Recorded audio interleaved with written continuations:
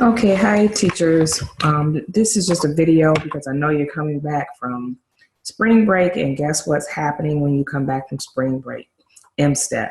And that is a stressful time for most teachers because it's a new test, you don't know what it's all about, and it's totally different from MEET, and it just creates a lot of stressor. So what I'm going to do here is just kind of give you a couple of little tips on what you can do to kind of get ready and get your kids started, to get prepared. So I'm going to share my screen with you to kind of show you a few things that you can do with them and some things that you need to know as a teacher that you may not have been told. I found as an administrator of a school, a former principal, former teacher, that teachers are not always in the know of what they need in preparing the students for these types of tests. And then guess what? Your evaluation and your success is contingent upon their success. But half of the battle is something very simple that I'm going to share with you. So I'm going to share my screen and show you what it is that you need to do.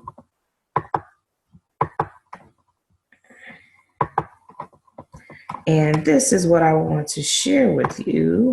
I'm going to move some things out of the way. Something I created, some little tips for you. The first thing is, okay, get ready. The test is coming. There's nothing you can do about it. There has been some changes with the test that's going to allow you a little bit more flexibility and less stress. It's not going to take as long as it did last year. They're trying to work out some hinks. But the one thing that you can do to get the students ready is, first of all, to show them that you're invested in them. You do this by basically telling them that you believe in them and you're ready to help them get prepared for the test. Making sure the environment is clear of clutter, it's organized, they have all the tools and resources that they need. Not that they have to bring stuff to school, making sure that they have a pencil and paper. That's a stressor that they just don't need. Make sure you have those things available for them. That's just what teachers do. Tell them what the test is all about and why it's important that they take it. A lot of times they feel that we're just testing them and it's not going to really make a difference, especially with the older kids. They don't realize that this test really predicts their success in their future.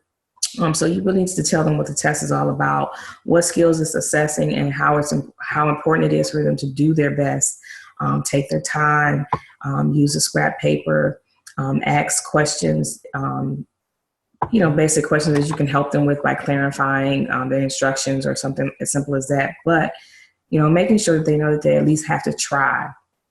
Show some excitement for their success. Just tell them that, their best. If they give their best, whatever success that they have is a success that they've earned and that they will receive. Give them some tips, making sure that they get some rest, making sure that they eat breakfast, make sure that they come in with the mindset of that they're going to give 100% on whatever they try to do for that testing day. Telling them to take their time. They can take a break if they get tired and feel like they just don't want to do anymore. Give them the option of just taking a little stretch break.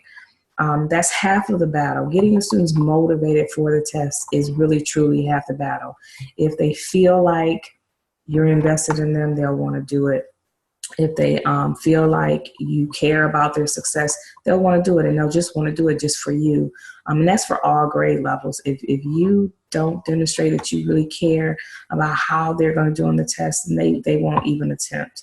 So those are some tips there. Next, I have some things for you to minimize your stressor. You will receive your testing administrative manual. However, I just wanted to take out some excerpts of some things that you'll need.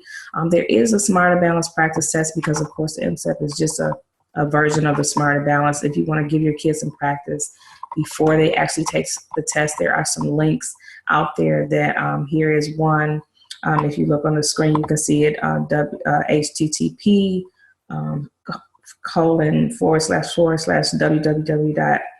www.smarterbalance.org/practice-test/.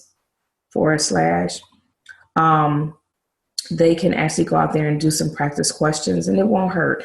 Take some time and do that, or print them off and use them in a do now or as a practice for them.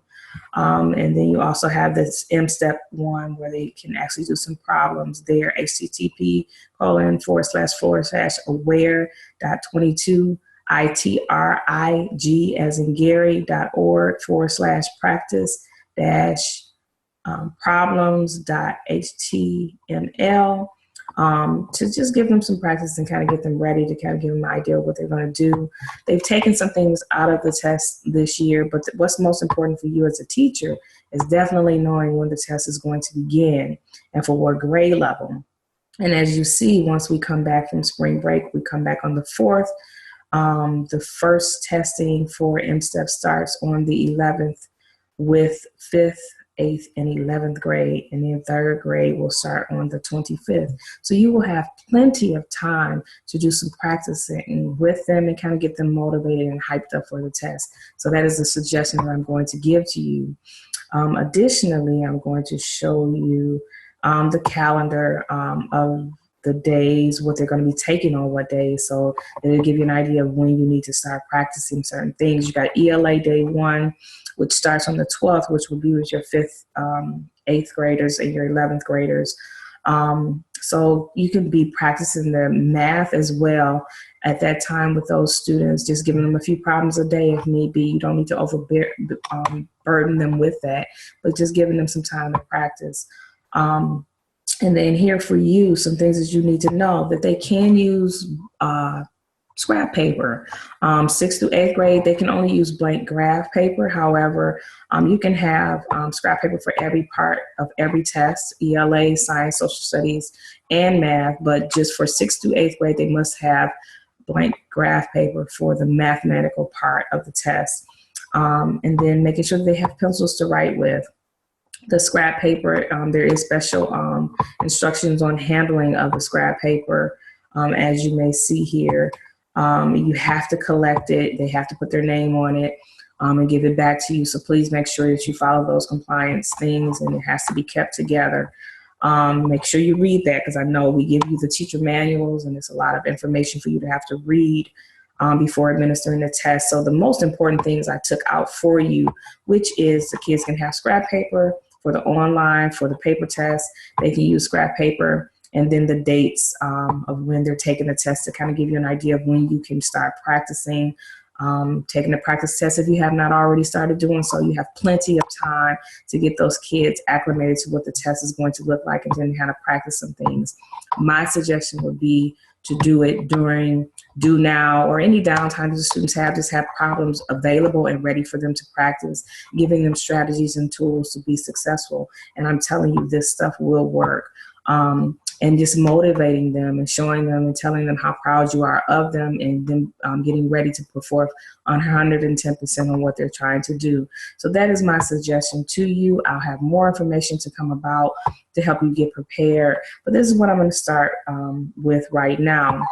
And then also showing you how, if you really want to relieve some of this stress, and you want to do something additional to kind of gain some additional revenue and things to help you prepare to have things for the students in the classroom, such as pencils, and they're going to need some peppermints and water if you can possibly get these things. And a lot of these things cost money.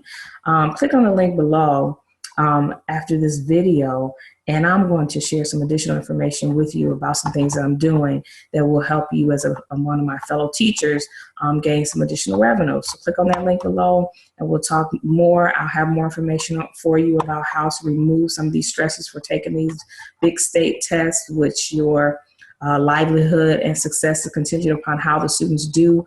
I'll have some more information for you. So click on that link below and I'll bring some more information to you. So I'm going to stop sharing this information with you. And you have a good day, and I'll see you on the other side.